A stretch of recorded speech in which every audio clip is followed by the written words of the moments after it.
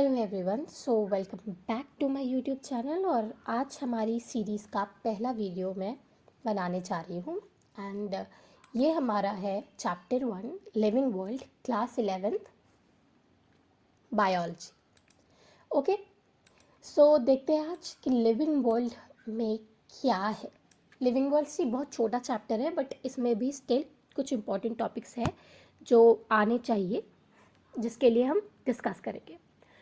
इसके लिए मैंने एक छोटी सी प्रेजेंटेशन भी बनाई है, डाइवर्सिटी इन लिविंग वर्ल्ड। इस पूरे एरिया में क्या क्या लिखा है उसके बारे में डिस्क्राइब करने के लिए। तो उस प्रेजेंटेशन पे चलते हैं और फिर देखते हैं कि आगे क्या करना है। तो टेक्सोनॉमी समझाने के लिए बेसिकली मैंने ये प्रेजेंटेशन अलग से बनाई है इस चैप्टर की। सी एक मिनट या so exploring the fascinating world of taxonomy. अब आप सोच रहे होंगे कि लिविंग वर्ल्ड की बात होने जा रही है तो टेक्सोनॉमी क्यों? बिकॉज टेक्सोनॉमी ही इस लिविंग वर्ल्ड चैप्टर में इम्पॉर्टेंट है। पहले मैं बताती हूँ टेक्सोनॉमी क्या है और टेक्सोनॉमी क्यों पढ़ते हैं। टेक्सोनॉमी बेसिकली इसलिए पढ़ते हैं कि जो ये जितनी भी वाइड वैरायटी ऑफ बायोडाइवर्सिटी हमारे वर्ल्ड में एग्जिस्ट करती है उसको एक सिस्टमैटिक ढंग से पढ़ा जा सके, बस उसका एक डेटा बनाया जा सके और उसको एनालाइज जा सके। इसलिए जैसे हम नहीं करते कि हम स्कूल में एक टेबल बना लेते हैं, उसके कुछ कॉलम्स बनाते हैं, कुछ रोज़ बनाते हैं कि इस कॉलम में कुछ लिखा और फिर उसकी सेम एंटिटीज़ एक कॉलम एक रो में आई। ये बेसिकली हम क्यों करते हैं? ये इसीलिए करते हैं ना, ताकि हम वो सारी चीज़ें सिस्टमैटिक ढंग से पढ़ सके। टैक्सोनॉमी भी बेसिकली कुछ नहीं, यही है।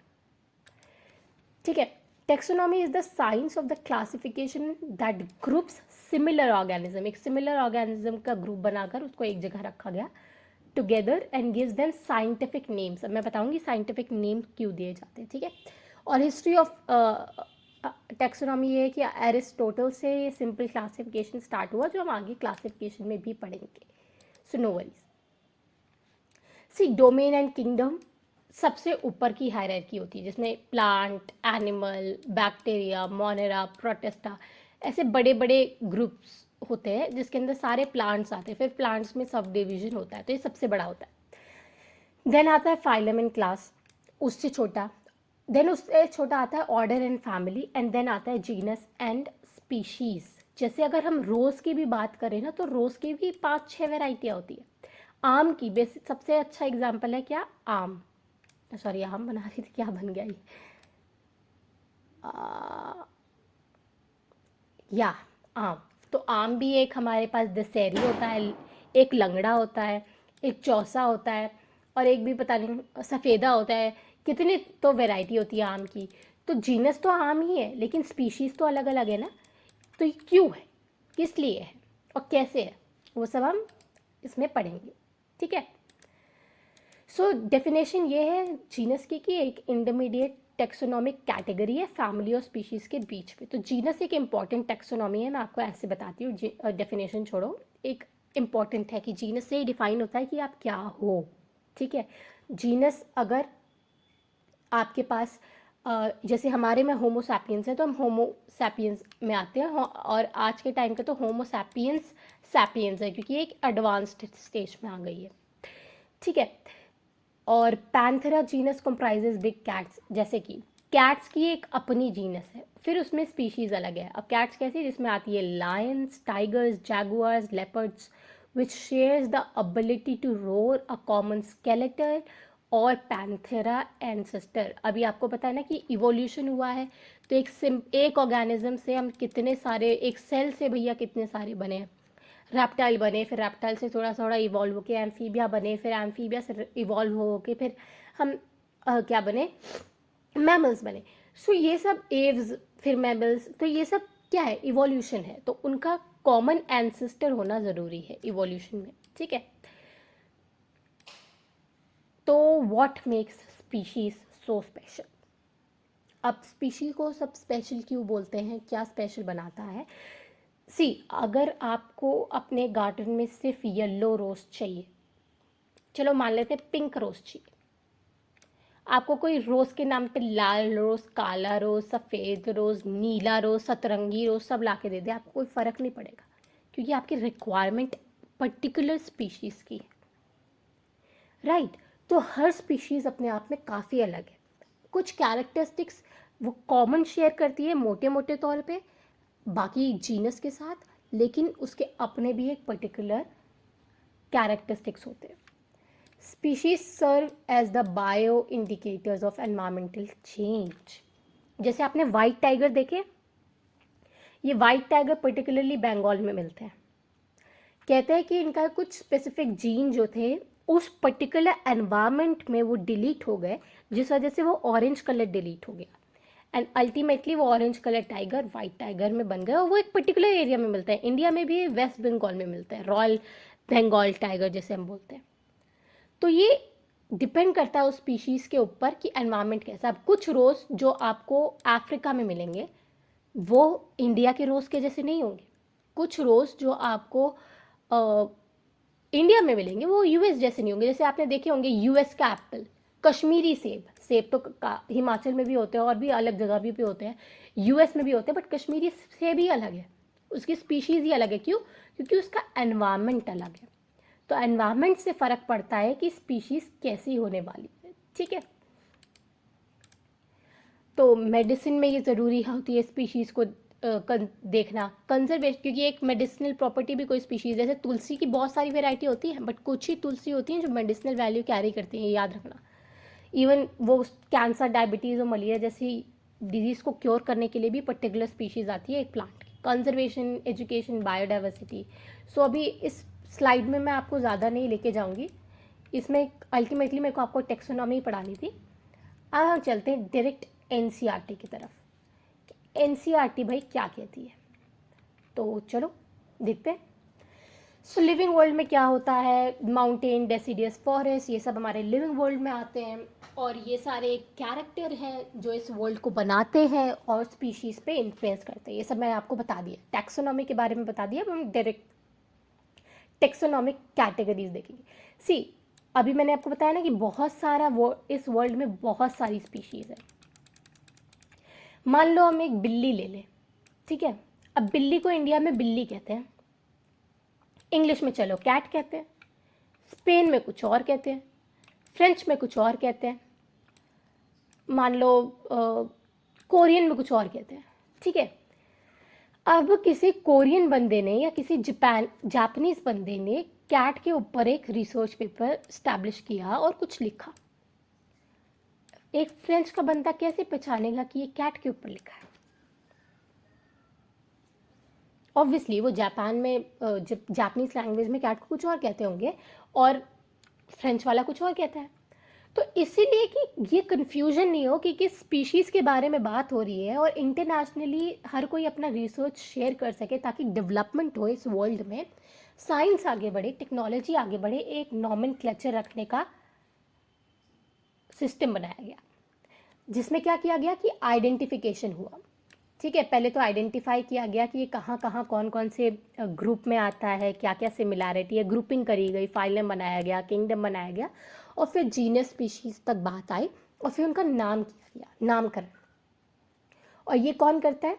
इसके लिए कोड्स बनाए गए। ऐसे नहीं कर दिया गया कि कोई एक बंदा बैठा, इसके लिए बड़े बड़े चेयरमैन आए, चेयरमैनशिप हुई, डिस्कशन हुआ, और फिर आया international code for botanical nomenclature, कि बॉटनी के यानी प्लांट से रिलेटेड नॉमेनक्लेचर इसमें किस तरह लिखे जाएंगे, and then international code of zoological nomenclature. और साइंटिस्ट को इंश्योर करना था कि ईच ऑर्गेनिज्म के पास एक अपना यूनिक नेम हो, बिकॉज ऑब्वियसली तभी हम एक यूनानिमसली एक ऑर्गेनिज्म पे काम कर पाएंगे और हमारे पास अच्छा डेटा होगा, बेसिकली स्टडी कर पाएँ अच्छे तरीके से। इसके लिए नॉमेनक्लेचर बनाया गया। अब हो सकता है किसी के पास वो स्पीशीज़ बहुत ज़्यादा मिलती है, जैसे मान लीजिए हिमालयन लेपर्ड है, वो हिमालय में ही मिलेगा ना, तो वो हिमालय वाले लोग ही स्टडी करेंगे। अब वो हिमालय वाले लोग स्टडी करेंगे, लेकिन इसका मतलब ये तो है नहीं कि यूएस वालों को उसके बारे में पढ़ने की इजाज़त नहीं है, तो उनको भी है। तो वो कैसे पढ़ेंगे? जब एक नाम, एक रूल, सब कुछ वेल स्टैब्लिश्ड होगा, तब वो उसके बारे में अच्छे से पढ़ पाएंगे, ठीक है। अब बात करते हैं बायोनॉमिकल नॉमेनक्लेचर की। ये कुछ नहीं है, बस नाम लिखने का तरीका या नाम देने का तरीका। कि जैसे कि ये मेंजीफेरा इंडिका, ये बताए क्या है? कमेंट करके बताओ क्या है। चलो मैं बताती हूँ। मेंजीफेरा इंडिका आम को कहते हैं, और यह बाय द वे इंडिया ने पेटेंट कराया है इसको, दैट्स वाई इंडिका नाम भी है, ये हमारी पर्टिकुलर स्पीशीज़ है, हमने पेटेंट कराया इसको। आम को, नीम को, और एक और है, वो आप पता करके मुझे कमेंट सेक्शन में बताएंगे कि कौन कौन से स्पीशीज़, कौन कौन सी प्लांट्स को इंडिया ने पेटेंट कराया। तो ये मेंजीफेरा इंडिका, मेंजीफेरा इसका क्या है? जीनस, इंडिका है इसकी स्पीशीज़।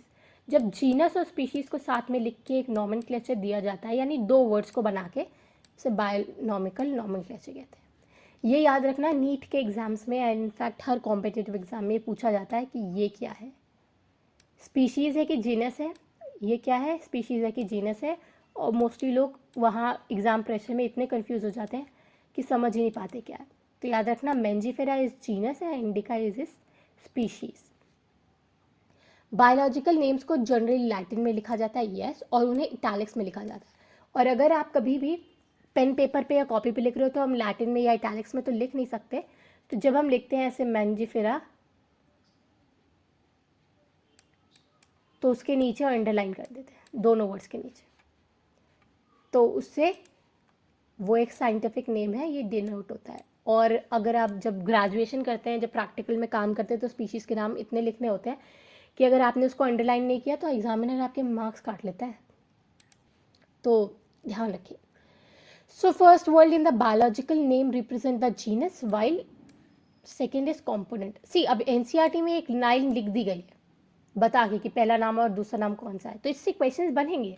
तो इस तरह से इस चीज़ को समझिए। लैटिन में लिखा जाता है, ये याद रखना है। इटैलिक्स में लिखा जाता है, ये याद रखना है। जब ये देखो इधर भी लिखा है, when hand written are separately underlined, simple. और प्रिंटेड है तो इटैलिक्स। ये छोटी छोटी चीज़ें पूछ लेते हैं बिकॉज हम ये इग्नोर करते हैं ना पढ़ते टाइम।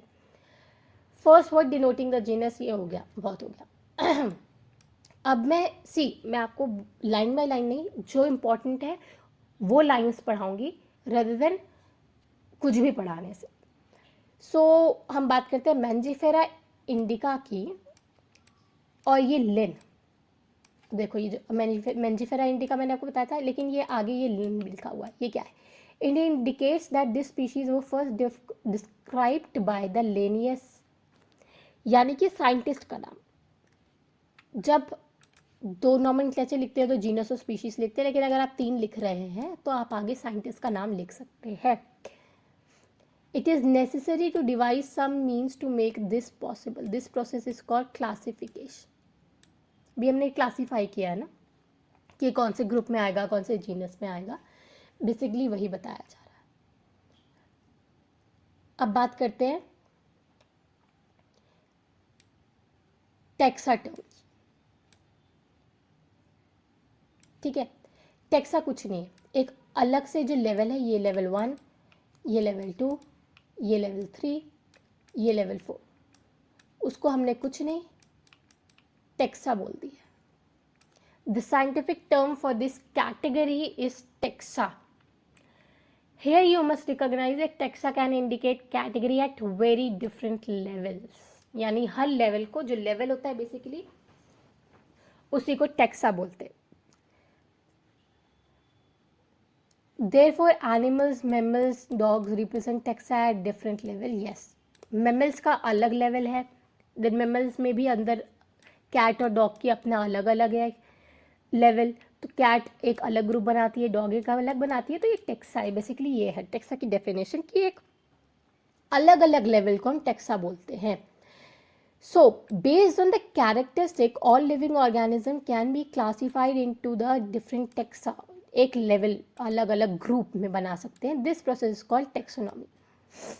एक्सटर्नल इंटरनल सारे स्ट्रक्चर को, सेल को, इवन उनके सराउंडिंग को, उनके अपीयरेंस को, इवन उनके डाइजेस्टिव सिस्टम को, उनके बॉडी के अंदर के पार्ट्स को, उनके इवोल्यूशन को, सबको नज़र में रख के, उन कैरेक्टर्स को नज़र में ध्यान में रख के उनको टैक्सोनॉमिक कैटेगरीज में बांटा जाता है।